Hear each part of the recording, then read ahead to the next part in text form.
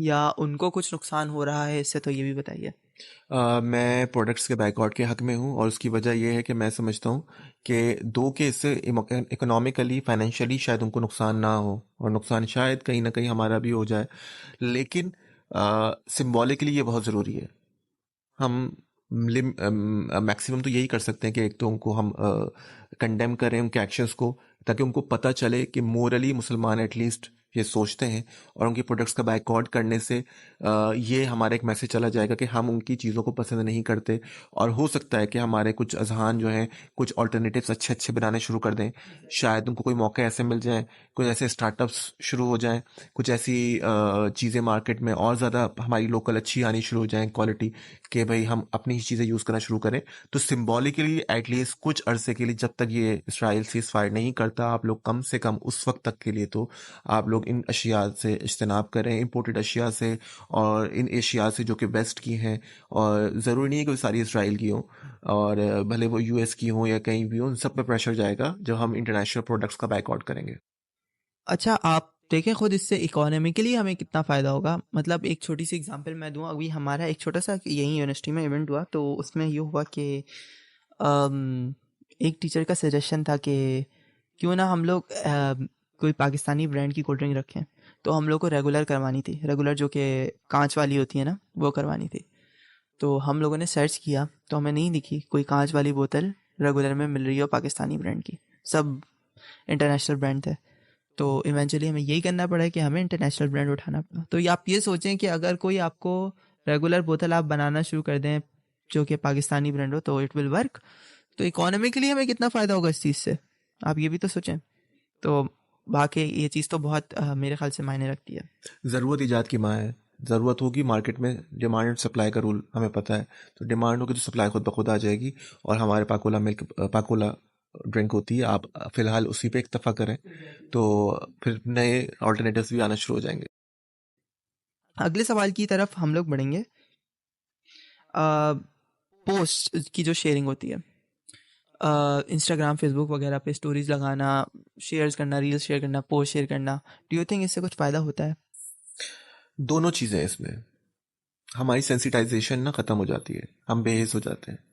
मैंने आज कत्ल देखा, कल कत्ल देखा, आज दिल दहला, कल दिल दहला, परसों दिल दहला, फिर मेरा दिल दहलना बंद हो जाएगा, सेंसिटाइजेशन ख़त्म हो जाएगी, फिर मुझे फ़र्क नहीं पड़ेगा। अब इतने सालों से मैं देख रहा हूँ यमन में लोग मर रहे हैं, इतने सालों से मैं देख रहा हूँ कि सीरिया में लोग मर रहे हैं, मेरे देख देख के ही थक गया, कश्मीर में लोग मर रहे हैं, अब मुझे फ़र्क ही नहीं पड़ता। और लेकिन अगर नहीं शेयर करूँ तो ये भी जुल्म है कि लोगों की प्लाइट लोगों को नहीं पहुँच पा रही है, उनके साथ क्या हो रहा है वो तो पहुँचना चाहिए।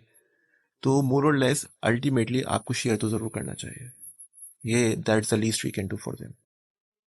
साइकोलॉजिकली यकीनन हम थोड़े नम हो जाएंगे, लेकिन फिर भी हमें शेयर ज़रूर करना चाहिए। और सही लेकिन सही जब हम सही। शेयर करते हैं कोई वीडियो, और संजीदा वीडियो शेयर करते हैं, तो उसमें फिर ये होता है, ये भी होता है कि शायद लोगों की चीज़ें, वॉर क्राइम्स एक्सपोज होते हैं, जैसे कि गजा के अस्पतालों में जिस तरह के वाकयात देखने में आए उधर, तो एक्सपोज हुए, तो ये कुछ चीज़ें एक्सपोज भी हो जाती हैं। लेकिन बात वही है कि एक शेर है, शेर को असली में देखें तो आपकी हालत क्या होगी, और शेर को टीवी पे देखें तो आपकी हालत क्या होगी। जब आप टीवी पे देखते रहेंगे ना, तो शेर की धाड़ आपको कुछ नहीं करती, लेकिन असली में देखेंगे तो शेर की धाड़ कुछ करती है, आपके अंदर के पूरे हार्मोनल चेंजेस ला देगी उसी वक्त, उस लम्हे में। तो लाइकवाइज जो उधर लोग फेस कर रहे हैं, हम पे वो इम्पैक्ट तो यकीनन नहीं आएगा, और उसको देख के हम बेहिस हो मजीद होते जाएंगे। लेकिन फिर भी लोगों को तालीम के मुनासबत से इसको शेयर करने में हमें कंट्रीब्यूट करना अच्छा, चाहिए। ये भी बताइए, डू यू थिंक कि हमारी ये पोस्ट, जाहिर सी बात है कि ये इंटरनेशनल प्लेटफॉर्म्स हैं, यही ज्यूज बेसिकली मेनली इनको कंट्रोल कर रहे हैं इन प्लेटफॉर्म्स को, do you think they take down our G post? बिल्कुल, बहुत सारी पोस्ट जो इसराइल का नाम लेके कंडेम की जाती हैं, वो उनको ब्लॉक कर देते हैं, उन पेजेस को रिपोर्ट कर देते हैं। तो आप इसराइल को उस तरह यूज़ ना करें, ISR-AEL करके करें, फ़लस्तीन को एक साथ मेंशन ना करें, फ़लस्तीन को तोड़ तोड़ के लिखेंगे तो आपकी पोस्टों का मैसेज भी जाता रहेगा। सटल हिंट्स के साथ अगर आप देंगे तो आपका पेज भी ब्लॉक नहीं होगा, एंड वो जो, क्योंकि पेजेस ही उनके हैं, और वो उनको उसमें भी फ़ायदा हो रहा है। अगर हम शेयर कर रहे हैं तो फ़ायदा भी उन्हीं का हो रहा है एक्चुअली, वो हमारा फायदा नहीं हो रहा, वो एलन मस्क का और उसका ही, फेसबुक वालों का ही फायदा हो रहा है, हमारा कोई फायदा नहीं हो रहा। लेकिन हम उस फोरम को जब अपनी बेतुकी बातों के लिए, अपने चेक इन्स के लिए, अपनी सेल्फीज़ के लिए, अपने रिलेशनशिप स्टेटसेस के लिए, अपनी शेर व शायरी के लिए यूज़ कर सकते हैं, तो हम यकीनन इसके लिए यूज़ कर सकते अच्छा हैं। डॉक्टर साहब, आखिर में ना मैं आपसे मैसेज लेना चाहूँगा, और मैं चाहूँगा कि आप एम्फेसाइज करें on the boycott of products and on the sharing of stories, post, reels.